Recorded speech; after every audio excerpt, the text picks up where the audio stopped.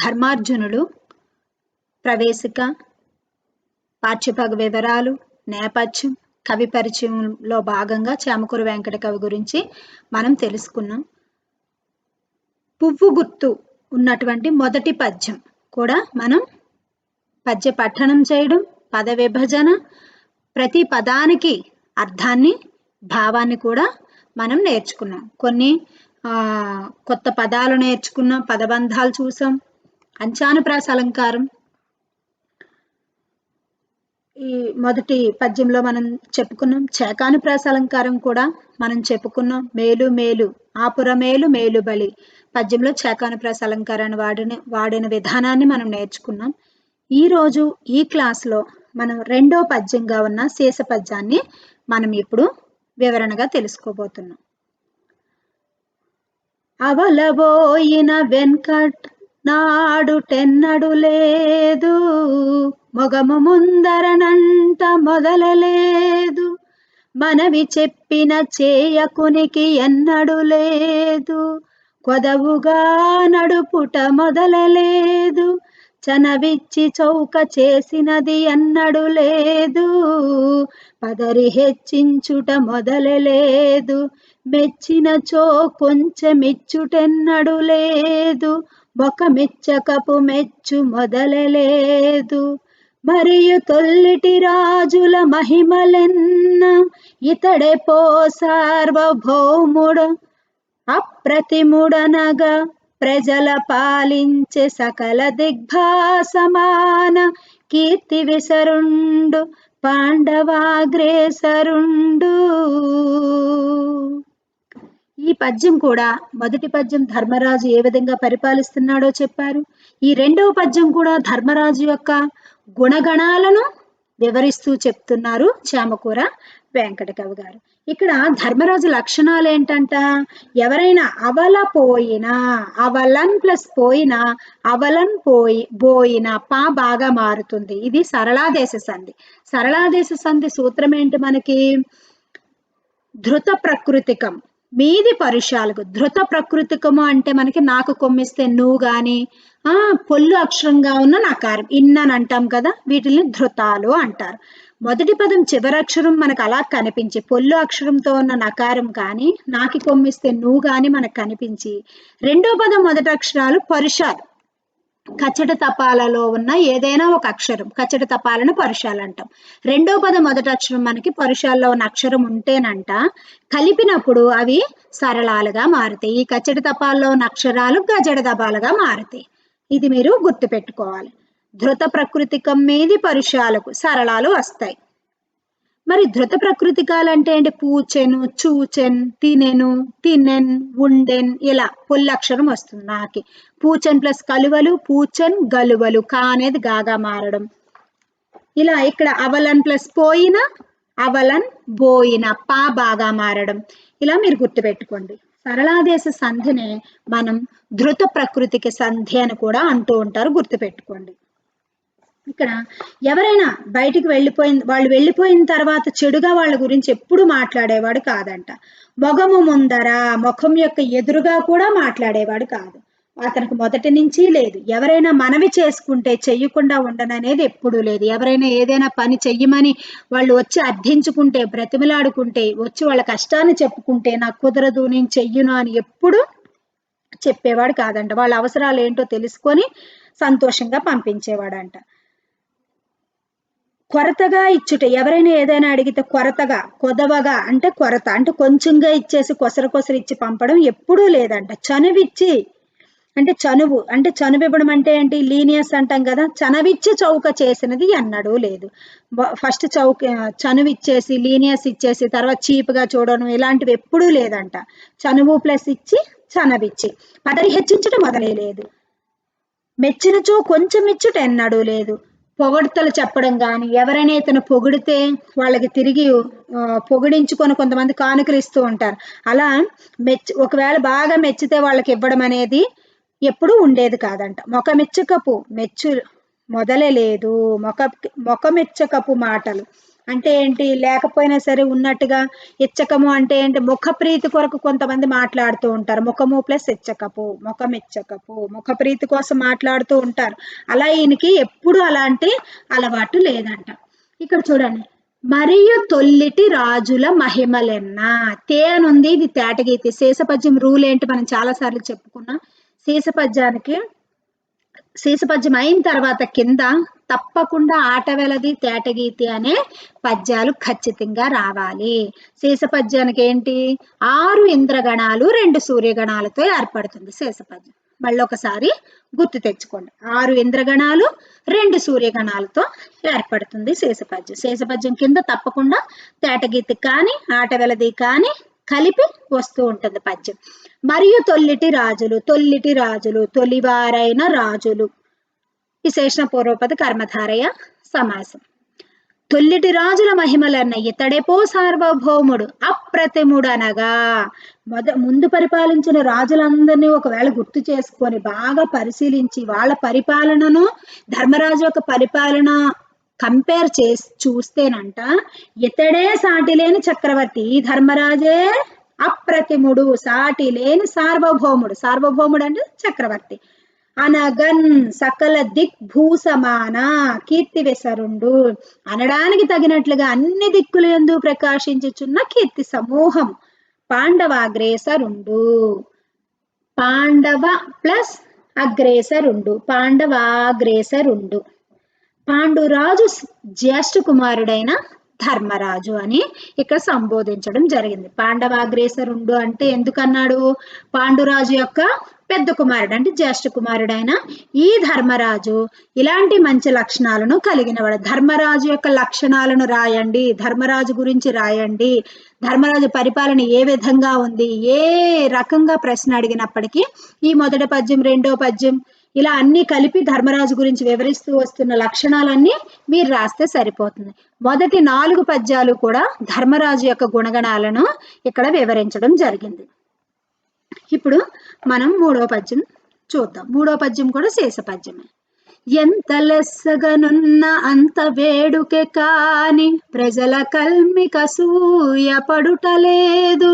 తను కొల్వవలెనందరను ప్రియంబే కాని బానిసి వెగటించుకైనలేదు. ఇచ్చవేడిన అర్థికిచ్చు చిత్తమే కాని మునిపింత ఇచ్చితి అనుటలేదు. రేపగల్ ధర్మమార్జించు దృష్టియే కాని న్యాయంబు తప్పిన నడకలేదు. కలడే ఇటువంటి రాజు లోకముననెందు జలధి వలయిత వసుమతి చక్రమెల్.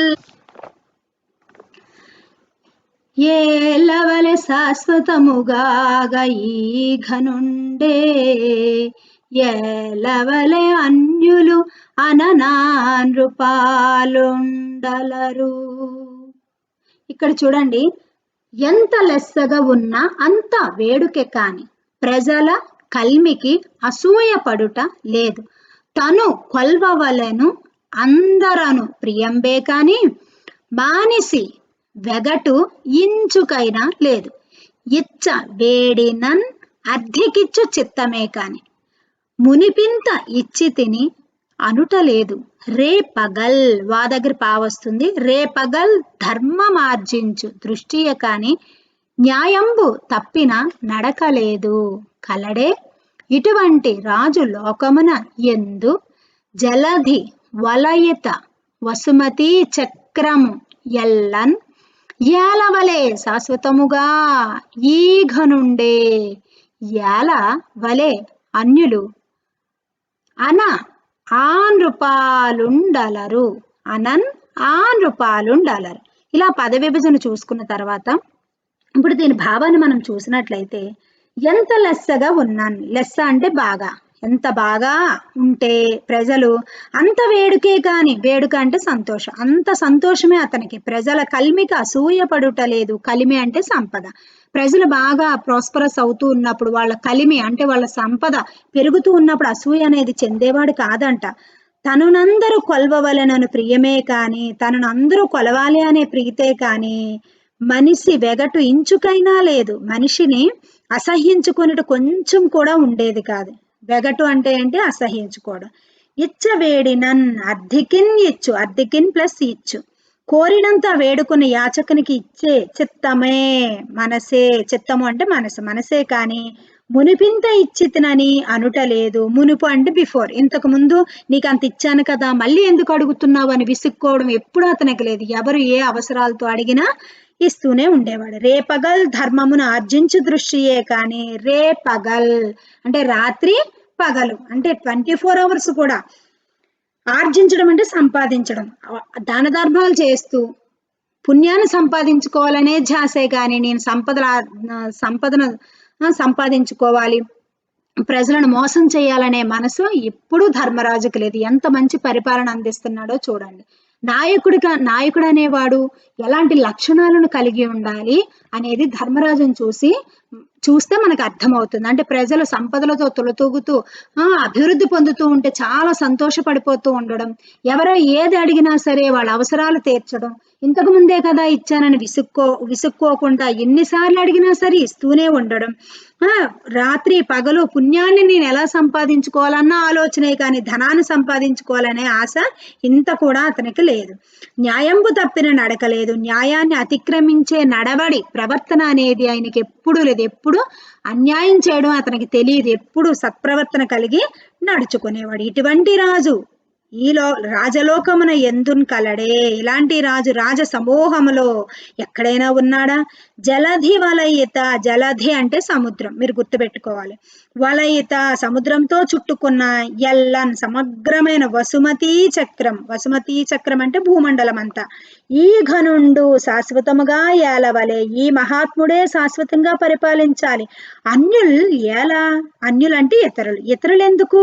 వలెన్ కావలెను. ఆ నృపాలుడు అలరు, ఆ రాజైన ధర్మజుడు ప్రకాశించువాడు. ప్రజలు ఎలా చెప్తున్నారో చూడు. ఇంత మంచి లక్షణాలు కలిగిన ధర్మరాజే మాకు రాజుగా కావాలి. ఈ రాజు పరిపాలిస్తుండగా అన్య రాజులు మాకెందుకు, అన్యులేలా, ఇంకా మిగిలిన రాజులు మాకెందుకు అని చెప్తూ ఉన్నాడు. ఇక్కడ చామకూరు వెంకట కవి గారు యమకం అనే అలంకారాన్ని ప్రవేశపెట్టారు. ఇక్కడ చూడండి, ఉపయోగించడం జరిగింది. యమకము, మనం శాకానుప్రాస అలంకారం చెప్పుకున్నాం, లాటానుప్రాస అలంకారం చెప్పుకున్నాం.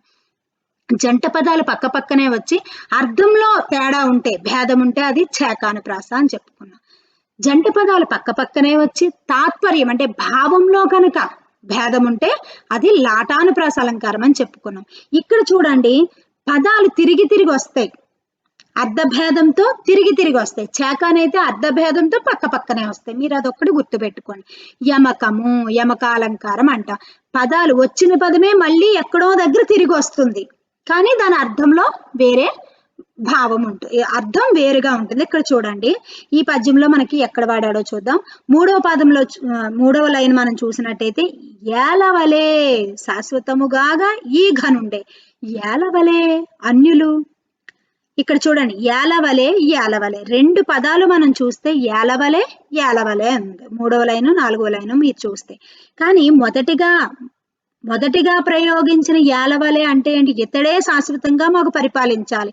ఏలవలే శాశ్వతముగా ఈ ఘనుండే, ఈ రాజే, ఈ ఘనుడే మాకు శాశ్వతంగా పరిపాలించాలి, ఏలవలెను అనే అర్థంలో వాడాడు. మరి 4వ లైన్లో ఏలవలే అన్యులు. ఏల అంటే ఇంకెందుకు, ఏలవలే అన్యులు. ఇంకా మరొకరి అవసరం ఏంటి, వేరొకరు పరిపాలించవలసిన అవసరం మాకేంటి అన్న అర్థంతో ఈ ఏలవలే అనేది వాడాడు. ఇక్కడ మీరు సమాన పదాలే, రెండు ఒకే పదాలు, అర్థంలో మాత్రం మార్పుతో వాడాడు. చూడండి, దీన్నే యమకము అంటాం. యమకాలంకారం ఏంటి? ఒకే పదం అర్ధ భేదంతో తిరిగి వస్తుంది. ఓకే, ఒక్కసారి వాడిన పదం మళ్ళీ ఎక్కడో దగ్గర తిరిగి వస్తుంది, కానీ అర్థంలో అనేది మార్పు ఉంటుంది, భేదం ఉంటుంది. అలా వాడితే దాన్ని యమకాలంకారం అంటాం. ఏలవలే, ఇలాంటి రాజే మాకు పరిపాలించాలని ఫస్ట్ దాంతో వాడాడు. ఏలవలే, ఇంకా మాకు ఇంకొకరి అవసరం ఏంటి, ఇంకో రాజు మాకు ఎందుకు అన్న అర్థంతో రెండోసారి ప్రయోగించడం జరిగింది. ఇది మీరు గుర్తుపెట్టుకోవాలి. తర్వాత చుక్క గుర్తున్న పద్యం. కోపమొకింత లేదు బుధకోటికి కొంగు బసిండి, సత్యమారూపము తారతమ్యములెరుంగు స్వతంత్రుడు నూతన ప్రియాటోపములేని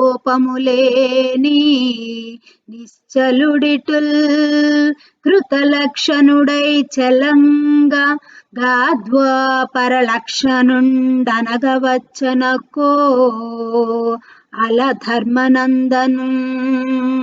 కోపము ఒకంత లేదు బుధకోటికి కొంగు పసిండి. గో దగ్గర కో మారింది చూడండి, బా దగ్గర పా మారింది. కచ్చడి తపాలు గజడి దబాలుగా ఇలా మారడాలు మీరు గుర్తుపెట్టుకోండి. కొంగు పసిండి, సత్యము సత్యమా రూపం, తారతమ్యములు ఎరుంగు, తారతమ్యాలంటే భేదాలు, స్వతంత్రుడు నూతన ప్రియ ఆటోపము లేని నిశ్చలుడు ఇటుల్, కృత లక్షణుడు ప్లస్ ఐ కృత లక్షణుడై చలంగన్ ఆ ద్వాపర లక్షణుండు అనగవచ్చనకో అల ధర్మనందనున్. ఇక్కడ పద విభజన మనం చూసాము.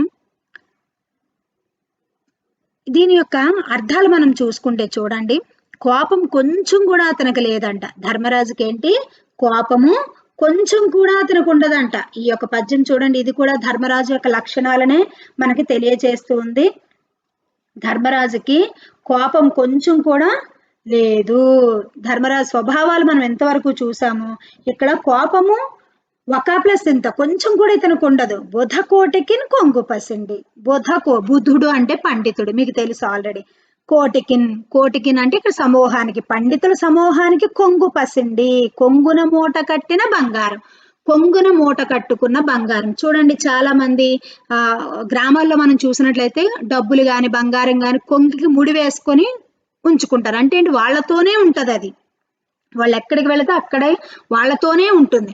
కొంగుని మూట కట్టుకున్నటువంటి బంగారం లాంటి వాడు అంట పండితులకి. అంటే ఏంటి, ఆ పండితులకి ఏ అవసరం వచ్చినా సరే వెంటనే తీర్చగలిగేటటువంటి మనిషిగా ఇక్కడ వర్ణించడం అనేది జరిగింది. కొంగును మూట కట్టుకున్న బంగారం లాంటి వాడు అంటే మనతోనే, మన కొంగుతో ఉన్న బంగారం మనతో ఎలా ఉంటుందో ఈ పండితుల సమూహానికి కూడా వాళ్ళతోనే ఉంటూ వాళ్ళ అవసరాలు ఏది అడిగినా సరే తీర్చేటటువంటి గొప్ప మనిషి. సత్యమారూపము, సత్యం దాని స్వరూపమే, తారతమ్యము ఎరుంగు, మనుష్యుల వ్యత్యాసాలు బాగా తెలిసినవాడు, ఎరుంగు స్వతంత్రుడు, మంచి చెడులు నిర్ణయించుకోగలిగిన వాడు. స్వతంత్రుడు అంటే ఏంటి, ఇండిపెండెంట్. ఇంకొకరు ఏదో సలహాలు ఇస్తే ఇతర నిర్ణయాలు తీసుకునేటటువంటి దద్దమ్మ కాదు.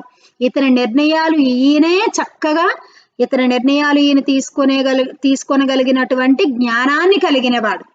చూడండి, కౌరవులు పాండవుల గురించి చెప్తూ ఉన్నప్పుడు దుర్యోధనుడు వెనక ఎంతో మంది బలం ఉంది, సైన్యం ఉంది, అన్నదమ్ములు ఉన్నారు, తాత శకుని వీళ్ళందరూ కూడా ఆయన పక్షాన్నే నిలబడ్డారు. ఎంతమంది ఉన్నప్పటికీ కూడా వాడి హృదయం కరెక్ట్ గా లేదు, వాడికి పరిపాలించే జ్ఞానం లేనప్పుడు ఎంత బలమున్నా ఎంతమంది అతని పక్షాన్ని ఉన్నప్పటికీ అది వ్యర్థమే అని చెప్తూ ఉంటారు. అదే పాండవులకి బుద్ధి వివేచన ఉంది, వాళ్ళ నిర్ణయాలు వాళ్ళు తీసుకునేటటువంటి స్వతంత్రత కలిగిన వాడు అని ఇక్కడ అర్థం.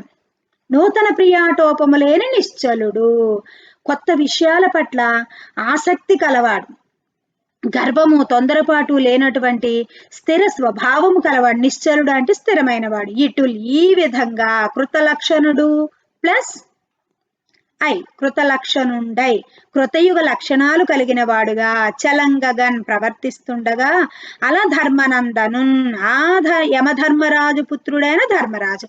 ఇక్కడ చూడండి, అలా ధర్మనందను, ఇక్కడ చూడండి ధర్మనందను యమధర్మరాజు పుత్రుడు అని చెప్పాడు. ఇక్కడ ఎలా ప్రయోగించాడో చూడండి. పాండవాగ్రేసరుండు అని ఇందాక పాండురాజు యొక్క జ్యేష్ఠ పుత్రుడు అని అక్కడ వాడాడు. ఇక్కడ చామకూరు వెంకటకవి గారు ఎంత చక్కగా వివరించారో చూడండి. యమధర్మరాజు యొక్క కుమారుడు అని వాడుతూ ఉన్నాడు. అంటే కుంతికి కలిగిన పుత్రుల్లో ఒక్కొక్క దేవుడి అంశతో ఒక్కొక్కరు జన్మించడం అనేది జరుగుతూ ఉంటది. మన కథల్లో, ఇతిహాస గ్రంథాల్లో కథల ద్వారా మనకు తెలుసుకున్నది.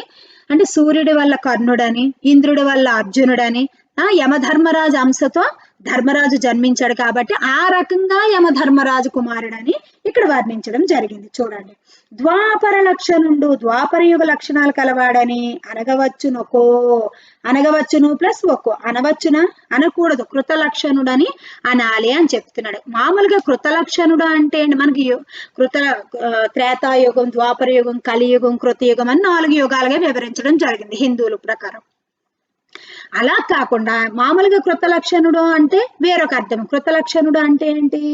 మంచి లక్షణాలను తనకు తానే పెంపొందించుకున్నవాడు అంటే ఏంటి? మంచి లక్షణాలు స్వతహాగా అతనికి అతనే స్వారూప్యంలో దిద్దబడిన వాడు, మంచి లక్షణాలను అతనికి అతనే పెంపొందించుకున్న వాడిని కృత లక్షణుడు అని అంటారు. అంటే ఇతనికి ఎవరో వచ్చి నేర్పనాల్సిన అవసరం లేదు, ఎవరో వచ్చి ఇది మంచి ఇది చెడు అని చెప్పాల్సిన విచక్షణ జ్ఞానం లేకుండా ఇతను లేడు, అతని మంచి లక్షణాలను అతనికతనే రూపొందించుకున్నవాడు అని ఇక్కడ అర్థం. అందుకు ఇతన్ని కృత లక్షణుడు అనొచ్చు అని ఇక్కడ కవి చెప్తూ ఉన్నాడు. కోపం ఒకంత లేదు, ఇతనికి కోపమే ఉండదు, ఎప్పుడూ కూడా పండితులకు కొంగు బంగారం లాంటి వాడు, సత్య స్వరూపుడు, మనుషుల్లో వ్యత్యాసాలు బాగా తెలిసినవాడు, మంచి చెడ్డలు ఆలోచించి నిర్ణయాలు తీసుకోగల స్వతంత్రుడు, కొత్త విషయాల పట్ల ఆడంబరాలు లేని స్థిర స్వభావం కలవాడు. ఈ విధంగా ప్రసిద్ధమైన లక్షణాలు కలవాడైన ఈ ధర్మరాజును ద్వాపర లక్షణుడు అంటే సందిగ్ధ లక్షణాలు కలవాడు. ద్వాపర యుగం అనవచ్చా? అనకూడదు, కృత లక్షణుడు అనాలి అని చెప్తూ ఉన్నాడు. ఇది స్టార్ గుర్తున్న పద్యం.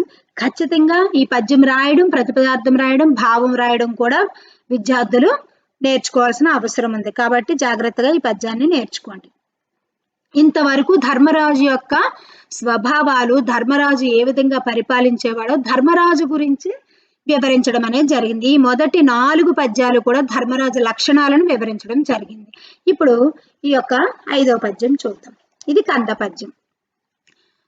దుర్జయ విమతాహంకృతి మార్జన యాచనక దైన్యమర్దన చణ దోహ ఖర్జులు గలరతనికి భీమార్జున నకుల సహదేవులను అనుజన్ముల్. దుర్జయ విమతాహంకృతి మార్జన ఆర్జన యాచనక దైన్య మర్దన చణ దోహ ఖర్జులు గలరు అతనికి భీమార్జున నకుల సహదేవులను అనుజన్ముల్. అనుజన్ములు అంటే తమ్ములు. విమత ప్లస్ అహంకృతి, విమతాహంకృతి. ఇక్కడ మీరు ఇది సంధి చెయ్యొచ్చు. విమత ప్లస్ అహంకృతి, విమతాహంకృతి. ఇక్కడ చూడండి ఈ పద్యంలో దుర్జయ జయింప సఖ్యము కాని ప్రసిద్ధి పొందిన, విమత అంటే శత్రువుల, అహంకృతి శత్రువుల యొక్క గర్వాన్ని, ఆర్జన మార్జన అంటే తుడిచివేయడానికి, యాచనక యాచకుల యొక్క దైన్యమర్దన చణ దీనత్వాన్ని నిర్మూలించడానికి నేర్పు కలిగిన, దోహ ఖర్జులు బాహువుల దురద కలవారు, భీమార్జున నకుల సహదేవులను భీముడు, అర్జునుడు, నకులుడు, సహదేవుడు అనుజన్ములు తమ్ములు అతనికి ఆ ధర్మరాజుకు కలరు అంటే ఉన్నారు.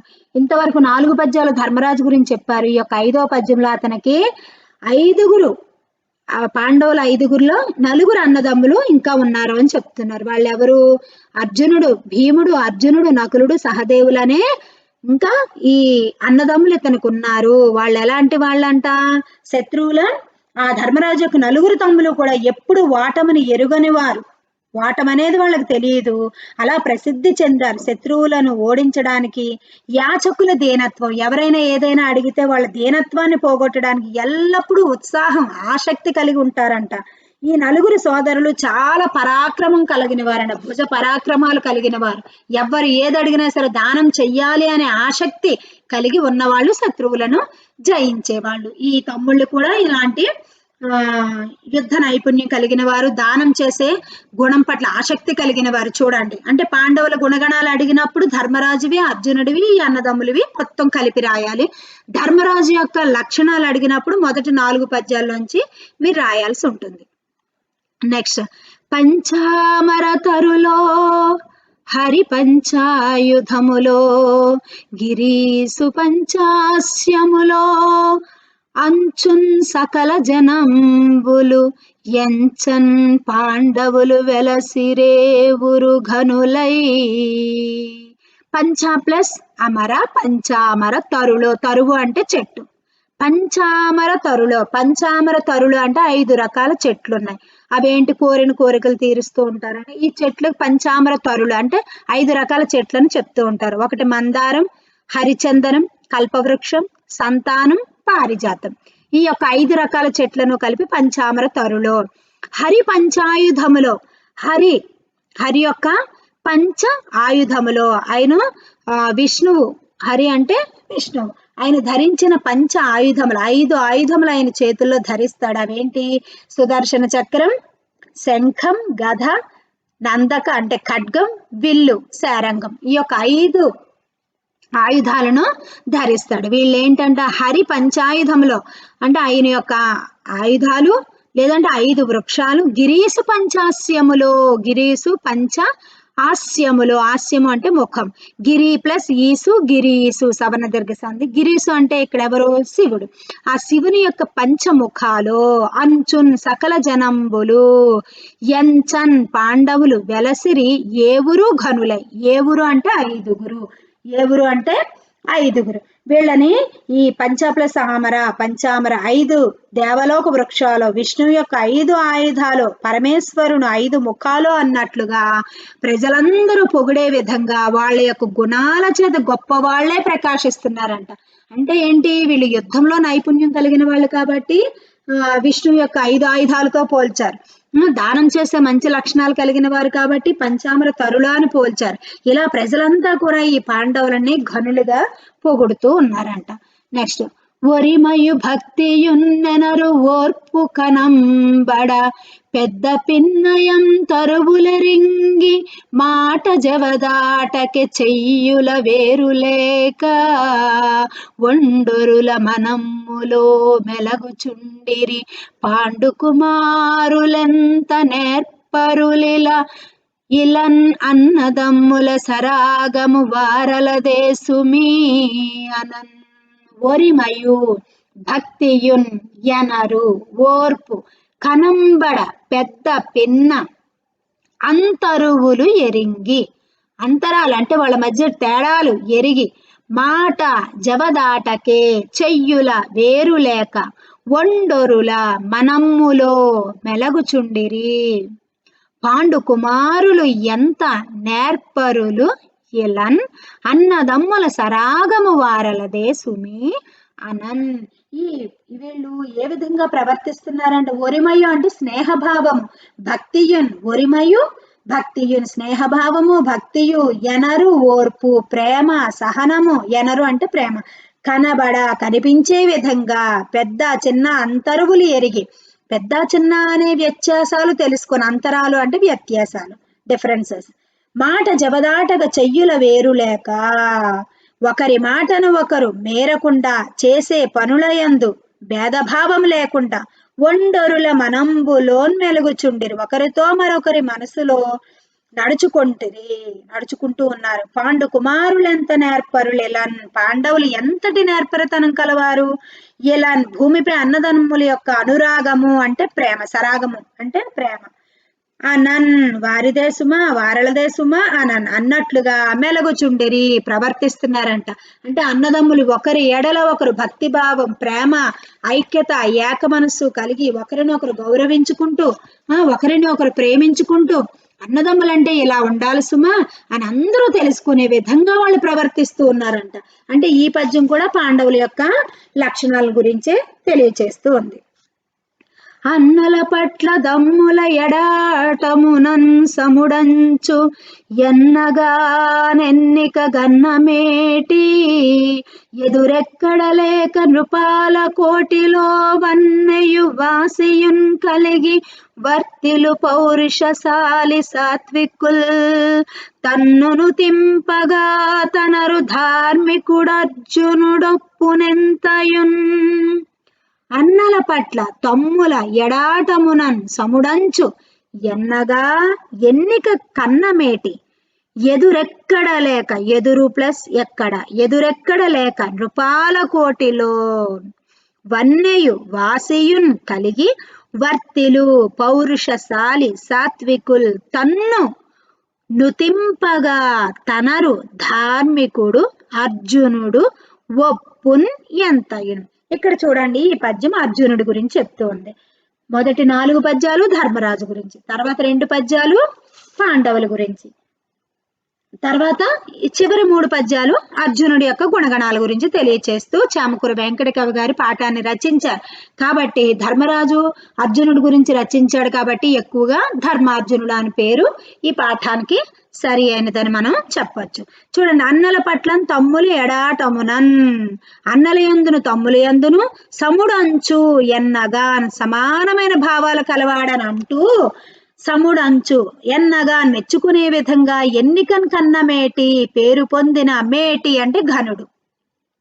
నృపాలకోటిలో రాజుల సమూహంలో ఎదురెక్కడ లేక ఎదిరించి నిలువగలవాడు ఎక్కడా లేకుండా వన్నెయు వాసియున్, వన్నె అంటే ప్రసిద్ధి, వాసియున్ వాసి అంటే గొప్పతనం కలిగి వర్తిత ప్రవర్తించునట్టి పౌరుషశాలి పరాక్రమవంతుడు సాత్వికుల్ సత్య గుణము కలవాడు. సత్వగుణం అంటే సాత్వికుడు అంటే సాత్వికమైన గుణం, మీక్ అంటారు కదా, మీక్ పర్సన్ అంటే సాత్వికుడు, అలాంటి గుణాన్ని కలిగిన వాడు. తన్ను నుతింపగా తనను కొనియాడే విధంగా తనరు కూడియుండే ధార్మికుడు అర్జునుడు, ధర్మ ప్రవర్తన కలవాడు అర్జునుడు ఎంతయున్ ఒప్పున్ ఎంతగానో ప్రకాశించాడు. ఈ యొక్క అర్జునుడి యొక్క లక్షణాలు ఏం చెప్తూ ఉన్నారు? అన్నల పట్ల తమ్ముల పట్ల ఒకే రకంగా సమానమైన భావాలు కలవాడంట, ప్రజలు అనుకునేటట్లుగా పేరు పొందాడంట. అలాంటి ఘనుడు, రాజులందరిలో ఎదురులేని వానిగా ప్రసిద్ధిని గొప్పతనం కలిగి ప్రవర్తించే పరాక్రమవంతుడంట. సాత్వికులు కూడా ప్రశంసించే విధంగా అర్జునుడు ధర్మ ప్రవర్తన కలిగి ఉండేవాడంట. అంటే ధర్మరాజే కాదు, వాళ్ళ అన్నదమ్ములు కూడా, అర్జునుడు కూడా ఎంతో మంచి పరాక్రమం కలిగిన వాడు, ధర్మగుణాన్ని ఆచరించేవాడు, దానం చేసే విద్య దానం చేసే విద్య అంత ఆసక్తి కలిగిన వాడు. అంటే ఓవరాల్ గా ఈ పాండవులంతా కూడా ఎంత మంచి లక్షణాలు కలిగిన వాడో ఇక్కడ మనకి తెలుస్తుంది. ఇక్కడ చుక్క గుర్తున్న పద్యం ఇది. ఈ పద్యాన్ని మీరు పద్యం భావం 9వ పద్యం ప్రతిపదార్థం కూడా రాయడం మీరు నేర్చుకోవాలి. ఇది చుక్క గుర్తున్న పద్యం. అతని నుతింప సఖ్యమే జయంతుని తమ్ముడు సోయగమ్మునన్ పతగ కులాధిపధ్వజుని ప్రాణ సఖుండు కృపారసమ్మునన్ క్షితిధర కన్యకాధిపతికిన్ ప్రతిజోదు సమిజ్జయమ్మునన్ దతనిక తండె సాటి చతురబ్ధి పరీత మహీతలమ్మునన్. అతని నుతింప సఖ్యమే జయంతుని తమ్ముడు సోయగమ్మునన్ పతగ పాగా మారింది, పతగ కులాధిప అధ్వజుని ప్రాణసఖుండు కృపారసమ్మునన్ క్షితిధర కన్యకా అధిపతికిన్ ప్రతిజోదు సమిజ్జయమ్ము నందు అతనికతండే సాటి చతుర అబ్ధి పరీత మహీతలమ్మునన్. అతని నుతింప సఖ్యమే అంటే ఏంటి? అతనిని వివరించ సాధ్యమా? అతని నుతింప సఖ్యమే, నుతింపడం అంటే ఏంటి? పొగడడానికి సాధ్యమగుద్దా? సోయగమ్మునన్ జయంతుని తమ్ముడు అందము, సోయగము అంటే ఏంటి? అందం. అందంలో అతను ఎలాంటి వాడంట? జయంతుని యొక్క కుమారుడు. జయంతుని యొక్క కుమారుడు ఎవరు? మన్మథుడు. జయంతుని యొక్క ఈ జయంతుడు ఇంద్రుని యొక్క కుమారుడు అని చెప్తూ ఉంటాడు. ఇక్కడ ఎలా వాడారు? ఇక్కడ అర్జునుడు ఇంద్రుని అంశ వలన కలిగాడు కాబట్టి ఇక్కడ జయంతునికి ఈయన తమ్ముడుగా వాడాడు అనమాట. ఇక్కడ అంటే ఏ రకంగా వాడాడో చూడండి. అతని నుతింప సఖ్యమే జయంతుని తమ్ముడు సోయగమ్మునన్. జయంతునికి ఇతను తమ్ముడు లాంటి వాడు. అంటే ఇక్కడ ఇంద్రుని కుమారుడుగా అర్జున్ని వాడడం అనేది జరిగింది. అంటే ఎంత చమత్కారంగా వాడాడో చూడండి. సోయగము అంటే అందం, అందంలో జయంతునికి తమ్ముడు లాంటి వాడు. కృపారసంబునన్ దయానే రసంలో పతగ కులాధిపధ్వజుని పక్షుల యొక్క పక్ష జాతికి ప్రభువైన గరుడు ధ్వజముగాగల విష్ణువుకు ప్రాణసఖుండు శ్రీకృష్ణునికి ప్రియమైన మిత్రుడు. మామూలుగానే సఖుడు అంటే స్నేహితుడు, మామూలుగానే కృష్ణుడికి ఇతను సఖుడు అంటే ఇద్దరు కూడా స్నేహితులు, అర్జునుడు కృష్ణుడు స్నేహితులు. ఇక్కడ ఎంత చక్కగా వాడడం జరిగింది. క్షితిధర కన్యకా అధిపతికిన్, పర్వతరాజు యొక్క కుమార్తె భర్త శివుడికి ప్రతిజోదు సరిపాటి, ఇతనే సరిజోడి. చతురాబ్ధి పరీత మహీతలంబునన్, 4 సముద్రాలు చుట్టుకున్న భూమండలమందు అతనికి అతండే సాటి, అర్జునుడికి అర్జునుడే పోటీ, ఇతనికి ఎవ్వరూ కూడా పోటీ అనేదే లేదు, ఇతనే సాటి అనే అర్థంలో ఇక్కడ వాడడం అనేది జరిగింది. దీని భావాన్ని ఒకసారి మనం చూద్దాం. అందంలో జయంతుని వంటివాడు అంటే ఇంద్రుని కుమారుడు జయంతుడు.